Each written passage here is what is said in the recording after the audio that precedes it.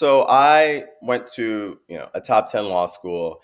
And so part of that training is you go to a big law firm usually, right? So I went to a big law firm right after law school. And so that job was, I wouldn't say selected for me, but all of the firms are kind of the same, right? I ultimately chose the law firm I went to because they were like a top entertainment law firm. And at the time, my focus and passion was being an entertainment lawyer, right? So I moved to LA and took that gig.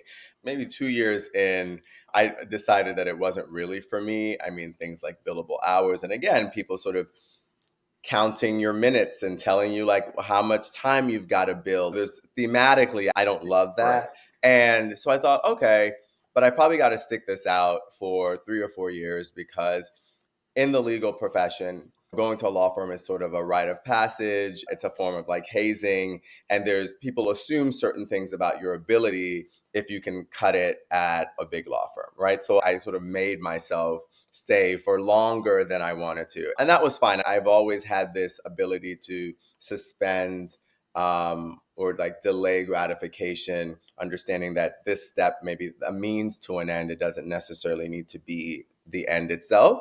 And so that was fine. And then the next thing I did was I quit and decided I was going to start my own entertainment law firm and consulting agency. I thought I can do what these partners are doing at this firm, but I can also be doing it for brown and black people, for artists, for people who didn't have the resources to pay big law firm fees. And so I did that. And that was a really fun experience. And I did that for about 3 years.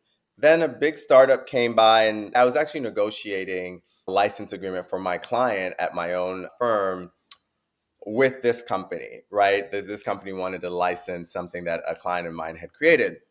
And so anyway, we go through that process and the deal gets closed. And maybe about 2 weeks later, they reached out to me saying, hey, we're really building out this business. We'd like the way you manage this negotiation and so on and so forth. Would you be interested in coming and heading up business and legal affairs for us? And so that was a tough decision because I was like, I'm giving up this freedom that I really like.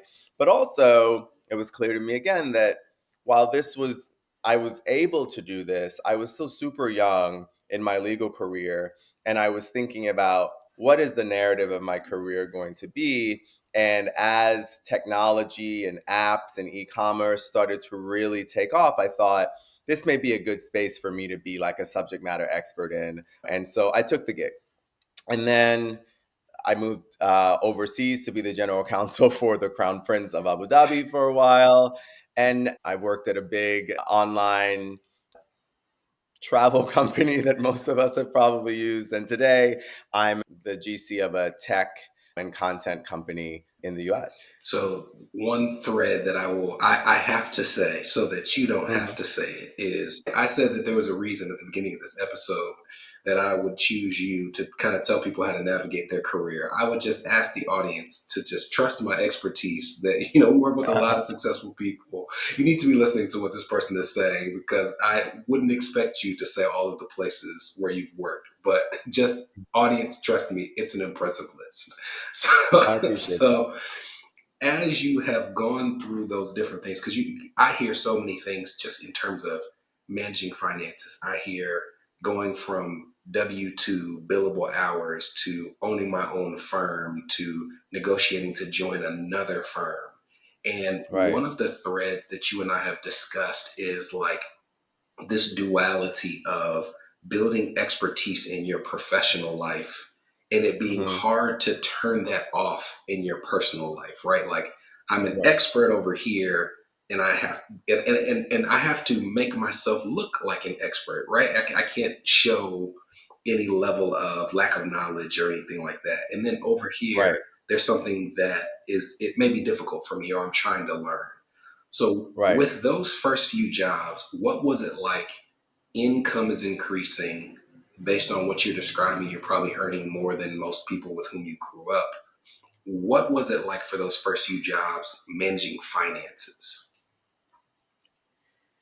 So great question. I think our parents do the best that they can, right? But I definitely didn't understand what it meant to like have money, right? And how to manage that. And so my sole goal, again, going back to 9-year-old me, was amassing the money, right? Like once I have the money, everything will be fine.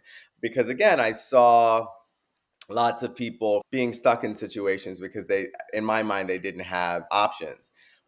So the shift over to like having money, I think in the moment I didn't feel this, but when I look back, I think I was really operating out of like survival and lack, even when I was not really surviving, I was thriving, and there was some level of abundance, at least for me, right? But my mindset had not shifted in that way. And so I would be like hoarding money and like having it in a bank account, but then like not investing it or not doing things with the money that like make me happy, always waiting for that proverbial rainy day, right? And so it was important for me to start thinking about, okay, that's not an area I'm strong in, right? So I can do certain things, like I can get the job to get me the income, right? But now who's gonna, like, how do I make sure that that money is working for me, that I'm working smarter and not harder? And, in steps like, you and our relationship, right? Our business relationship, where you're really helping me, navigate some of those areas where I'm still operating, I think, out of fear or out of some sort of trauma response.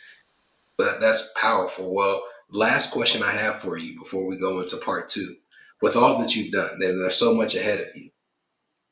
Any things you look back on with regret, or is it all just part of the journey?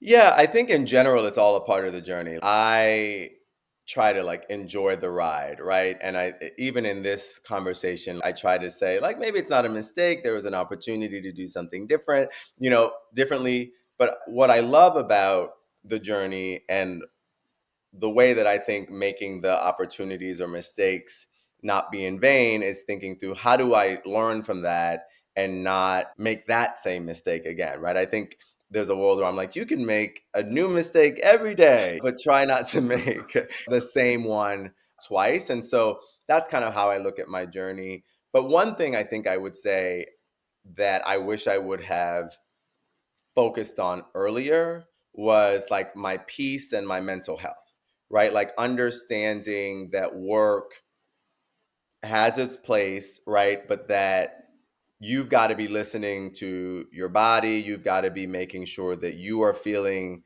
like emotionally and psychologically safe. And those kinds of things are not things that I thought about earlier in my career. And I think it impacted some of my like career decisions, but also my like personal life decisions, right? Because I was not focused on my mental health and making sure that I was like protecting my peace and protecting my safe space. So I would think that as people continue to evolve in their careers, whether they're early on or later in the game, I think it's really important to prioritize like physical health, mental health, emotional health. And that's something I would have done differently.